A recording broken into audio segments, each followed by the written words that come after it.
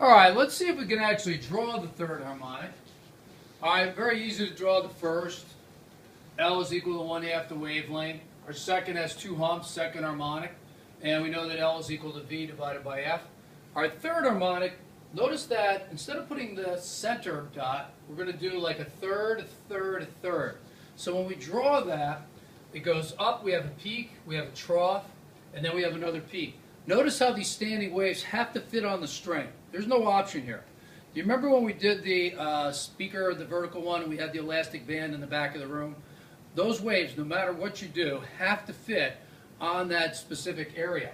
So if you look here, the waves must fit on the string itself. And that's true for guitar strings as well. Now let's see how much wave we have. If we look here, we've got a wave that starts here, goes down, goes up, and then back down again. So if we look here, let's put a dot here for our start. We go down here. So if we look, we go up for a peak, down for a trough. This gives us one whole wave. Plus another half, we end up with 3/2 of a wave. So what is true for this? The length of our string is going to be equal to 3/2 of the wavelength. So we actually get 1.5 waves out of this. Let's make our little substitution here. So we're going to have L is going to be equal to 3/2. And instead of writing lambda, I can write V divided by F, like so. So for the third harmonic, we notice that our formula has changed somewhat. So we can relate the frequency, the pitch that we hear, is related to the length of the string.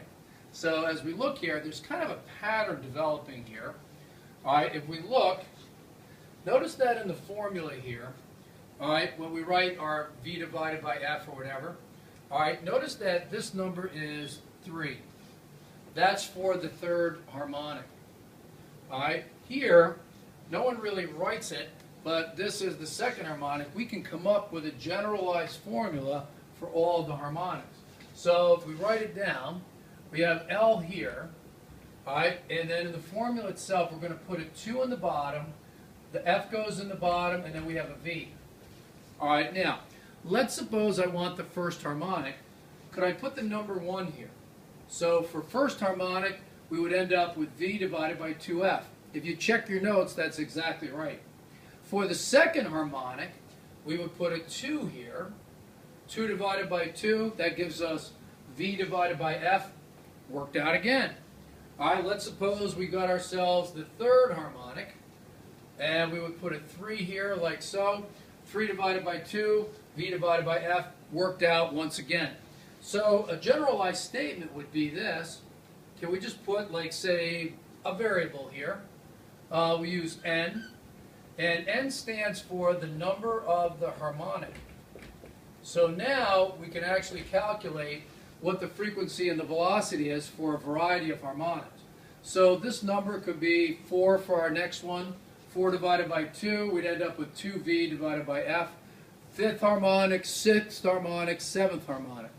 Now, and generally speaking, if I pluck that guitar string, which harmonics are actually present there? And the answer is all of them are. The fundamental is the loudest of the harmonics. That's the one you'd say, I just played the note C. So, for example, here we would end up playing the fundamental. We'd say, boy, I hear that. You know, that's definitely note C. The second harmonic, quieter. Third, quieter yet. Fourth harmonic, 5th, 6th, 7th. The harmonics kind of like quiet down and slowly fade away. That's what gives each instrument a kind of a unique character to it. So if I'm playing a C on a trumpet, does that sound the same as a C note, same exact note on a violin? And the answer is no. As human beings, we're very good at discerning the differences between them.